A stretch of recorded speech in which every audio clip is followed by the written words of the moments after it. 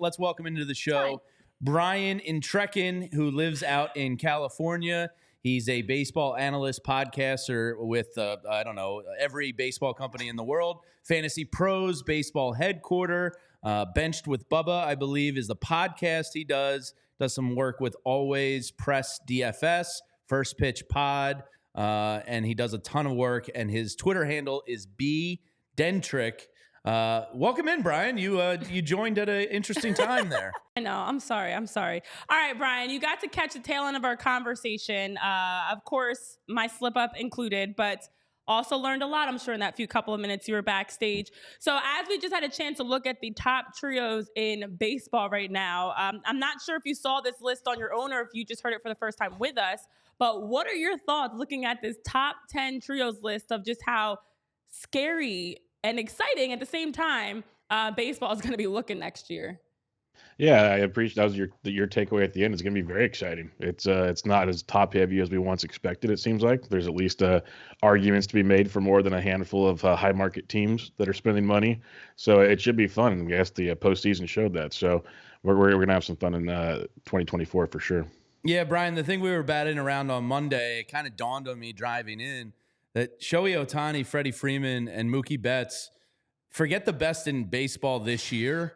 That could potentially be the best big three in baseball history. I mean, these guys are that good. What are your thoughts on the three of them and any pitcher in Major League Baseball having to get through those three guys?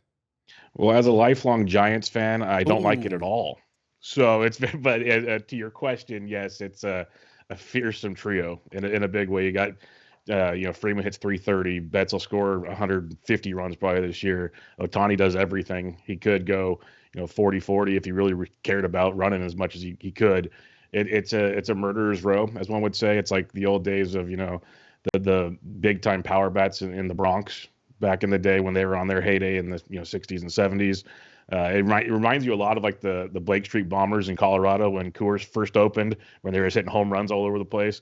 But it's a fearsome three. There's no doubt about it. And just be glad they're out west and not east for you guys. Yeah. Yeah. Now, as a Giants fan, before we get to the grandson of the win that the Giants just picked up. What a nickname. I love that. Let's stick with Ohtani for a little bit because I feel like, it's kind of like when you see people around the holidays and it's like, happy holidays. That's like your greeting card. Well, right now for baseball, it's how are you feeling about Ohtani? Like you have to lead every conversation off, I feel like, with something about Ohtani. So when the news broke for you and you heard that Shohei Ohtani's going to be with the Dodgers, initial reactions when you heard that out and now that you've had a chance to process it, are you still having that same type of feeling as those first 24 hours? The first reaction is not suitable for air. The second reaction was, of course, the Dodgers did this. It was just like par for the course.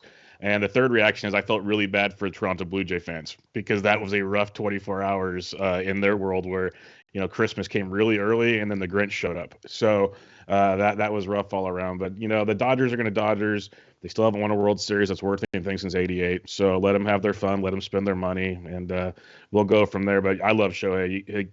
You can have rivalries all you want, but Shohei's great for baseball. He's an amazing baseball player. He deserves to be in a big market. And it'll be a lot of fun to watch him down there in LA for the next 10 years. Yeah, it's I really felt bad for Robert Herjavec in it, who had to get off the plane in Toronto, and everybody was like, "You're not Shohei? What the fuck, man?" yeah. They could have done a whole Shark Tank thing with that. It could have been a lot of fun. They kind of they got to the finish line, just didn't execute the grand finale. It could have been really, really good. Yeah. So given that you're a Giants fan, you guys made a splash yesterday. I guess it's not Yamamoto and it's not Shohei Ohtani, but it is Jung-Hoo Lee, who won basically the Korean League MVP, I think twice now, if I'm not mistaken. He got about $113 million, I think it was, from the Giants over 6 years with 2 years of opt-outs. What's kind of next for them? I know they're a little bit desperate to make a splash. They have this money to spend. Is there more to come in Giants land, or do you think this is the crown jewel? There is more to come. At least there's supposed to be more to come. But after last season's offseason, I just kind of take everything with a grain of salt. Aaron Judge, Carlos Correa. Arson Judge. Yes, Arson Judge. And that, by the way, Farhan, if you guys have not read his press conference clippings from yesterday, please do. He goes all in on John Heyman. It was pretty good. Yeah, when it comes to the offseason, they need pitching. Like Jordan Montgomery would be a guy that could be interesting. Eduardo Rodriguez was going to be a guy. He went to Arizona, obviously. They need to add another pitcher. They're still in talks with some more bats. They have money to spend, so Yamamoto could still go there. The Giants have almost as much money as anybody coming into the offseason. So they have no excuse not to. They're just having a tough time closing the deal. So maybe they need to, hire the same pilot that flew to Toronto to fly to San Francisco. I don't know. But yeah, there will be more to come. It's just a matter of how big the splash. Well, with that, as you talk about a big splash, part of that is your youth. I know Tyler has a question for you. I'm going to toss it over to our producer, Tyler, because he's got his producer question of the day, it feels like. So, Brian, I'm super intrigued by the Giants. I guess he's still technically their number 2 prospect, but what is the expectation for Marco Luciano in 2024? It depends on who you talk to. It's a really interesting conversation because big time prospect, as you mentioned. I'm optimistic on him because he's still so young, at least in Giants years. But they're going to give him the run this year to start the year, and it's his job to follow Crawford in Crawford's footsteps. So if Luciano can, get the job done this year, he's going to be a Giants shortstop for a long, long time. We've seen them do that. But I don't know how long the leash is going to be. That's going to be the conundrum with Luciano. I'm optimistic that he's going to figure it out. The tools are great. It's just a matter of transferring it from the minors to the bigs. So we'll see what happens. So, Brian, one of the things we started the show out today was the Hall of Fame first ballot voting for Chase Utley, a longtime second baseman here. What is your perspective as somebody that didn't live and die with Chase Utley daily like we did? I like to do the Hall of Fame kind of gut check. Does Chase Utley pass the Hall of Fame gut check to you? To me, yes. I think he was an amazing baseball player in his era. A guy I would be pretty confident to say never took any substances of source. Yeah. Just looking at his build, I'm just guessing, and still had power, but not 75 home run power. So I like Utley. I think he played baseball the right way. He was a hard-nosed player. I know Philadelphia had to love his attitude's not the right word maybe, but just the way he went about things. So I think he is a Hall of Famer, yes. And I think one of these days when more of the olds get off the board of voting, we will get more quality players that actually played baseball in the Hall of Fame. Yeah. Mm-hmm. So while we're on it, Jimmy Rollins and Ryan Howard, when you do the Hall of Fame gut check, since we're on the subject, what do you think about those two? It's close. I would say yes for Rollins. Maybe like after a couple years of voting, he'd get in as the process is weird. Howard's a tough one. Yeah, that's real tough. I'd probably say he's on the Will Clark's my favorite baseball player, and Will Clark's not in the Hall of Fame. And if he's not in, it's hard for me to say Ryan Howard can get in the Hall of Fame because they're very similar if you look at their careers. So it'd be tough. Yeah. Oh, that's interesting. I agree with that actually. Okay. Well, Brian, you're jumping right into the hot seat with a lot of first of all, I like that you're able to give us perspective since you're on the other side of things, quite literally on the other side of the country, but on the other side of things and not just having the Philly bias. But let's go back to LA for a moment. I know we all have been talking a lot about since the news of Ohtani broke with the contract details, the Dodgers not done yet. Of course, now it seems like they're very close in landing that deal with Tyler Glasnow. They've been rumored prior to today. It was, we heard them looking to bring in still Yamamoto or Blake Snell or Josh Hader. And now it seems like Tyler Glasnow is possibly going to be the next big name that they're able to sign as they are coming closer and closer to that deal. But overall, as reports have indicated, it seems like that's possibly going to happen. The Dodgers, being that they're still so actively involved, and you're a Giants fan, we're talking Philly, so none of us are Team Dodgers here. How scary is that? What are your thoughts about the fact that the Dodgers worked out a way to finesse the system to pay Ohtani $2 million a year and defer money until after the 10-year mark to now be able to bring in a ringer, another starting pitcher, a closer, and someone like Tyler Glasnow, maybe even a Josh Hader? Yeah, this is tough being a fan, as we said, that the Dodgers can keep doing this. They're going to do it. It seems like when Rosenthal and company start reporting this deal, it's more of a matter of maybe a few little tweaks in the conversation.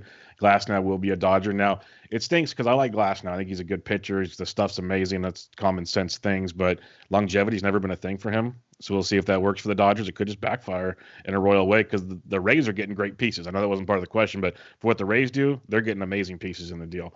Now, if they get Josh Hader, that's the one I'm more not happy about because the Dodgers have a young pitching staff, so innings is an issue. But their bullpen's been one of their strengths of late. You throw a hater in the back end with an Evan Phillips and a Bruce Gatterall, that's where things get really nasty, especially come the postseason. Yeah, and as we know all too well here in Philadelphia, bullpens matter tremendously come the postseason. So I guess the crown jewel left on the MLB market, I think it's Yamamoto, but Cody Bellinger certainly is near the top of the list in terms of guys. What's your best guess, Brian? Do the Giants have any interest in Bellinger or Yamamoto? I know you mentioned Jordan Montgomery and Yamamoto possibly, but what's your best guess as to where those two end up?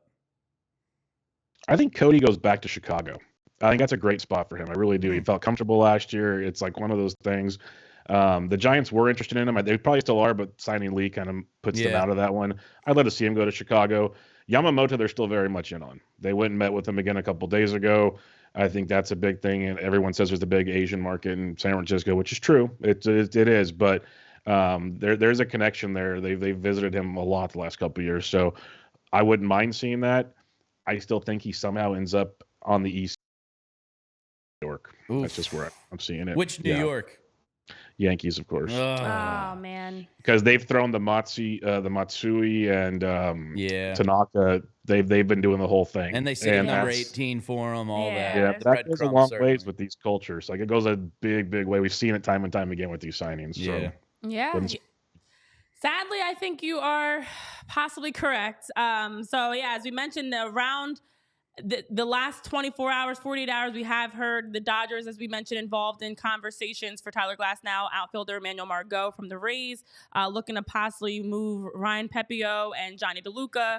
Also have heard, as we've talked about, Yamamoto's working through his meetings. He's been meeting in person now. All of his meetings are in LA, which is interesting in itself. He's having all of his meetings out in California, but it's been a variety of teams that he's met with, of course, including the Giants, the Cubs, the Yankees, the Mets over the course of the last couple of weeks that he's talked to the Dodgers. So it feels like we're getting close to having that next deal, next major move, I should say, happen. So with that being said, Brian, as I asked our guest from Monday, Sarah, who I believe you know as well very closely. Amazing person. Yep. I asked Sarah this question. I'm going to ask you the same question.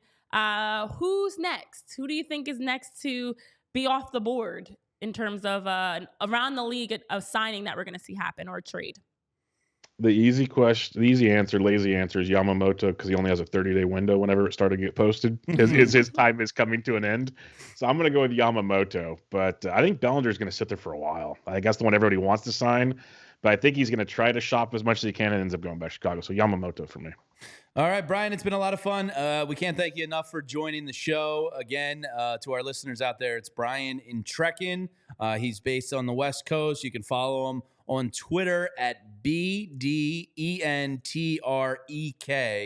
He's a great baseball follow, does a ton of work around Major League Baseball. We really enjoyed it, Brian, and hopefully we'll talk to you again down the line. Yeah, we would love to. Citizens Bank Park in the playoffs is a bucket list now, so you guys are amazing. Thanks for having me. Go. That's awesome to hear. Thanks for your time, Brian. Have a great one.